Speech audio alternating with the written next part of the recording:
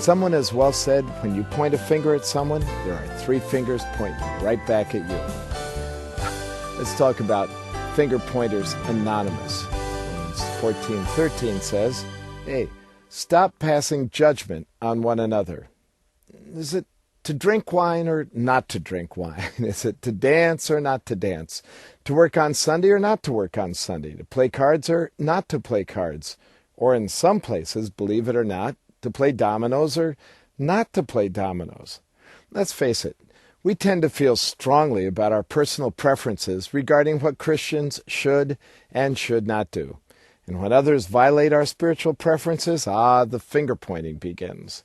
This is nothing new for Christians. Paul had to address the subject of preferences with the early believers in Rome who were troubled by a few issues.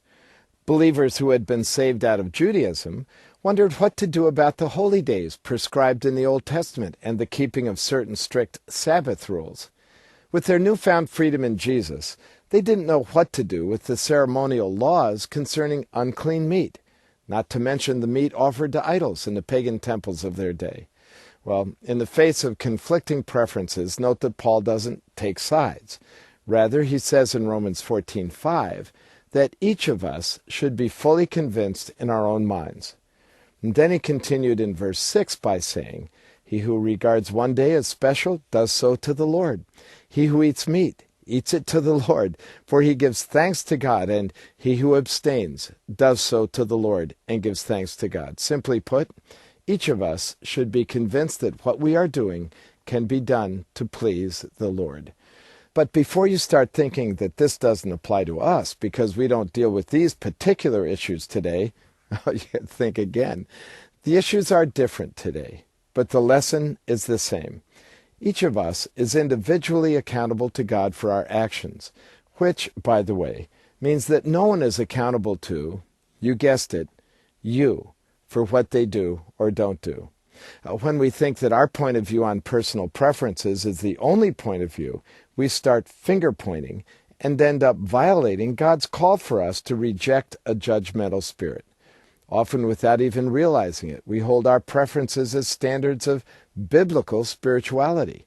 If thoughts like, he can't be too serious about God, just look at his car, or I can't believe she watches that TV program, have ever crossed your mind, you know what I'm talking about. So what's the solution? Take Paul's exhortation to heart and stop passing judgment on one another. Some matters of personal preference are just that, personal, which means that it's between that person and God. In verse 1 of Romans 14, Paul called them disputable matters, referring to issues that are not clearly outlined in Scripture as right or wrong. So rather than using our preferences as a spiritual whipping post, we've got to give room for others to express a different opinion and to love them as Jesus does. As Paul tells us in Romans 14:13, make up your mind not to put a stumbling block or obstacle in your brother's way. When we know that something that we feel is okay may endanger another's walk with Jesus, then it's up to us to love them enough to yield our preferences for the sake of their well-being. And that's the bottom line, isn't it? It's all about love. It's the glue that keeps us together when we face disputable matters. So next time you feel your grip tighten around a matter of personal preference, think about Romans 14:13. Stop passing judgment and make your mind up about what really matters. And hopefully, love will win out every time.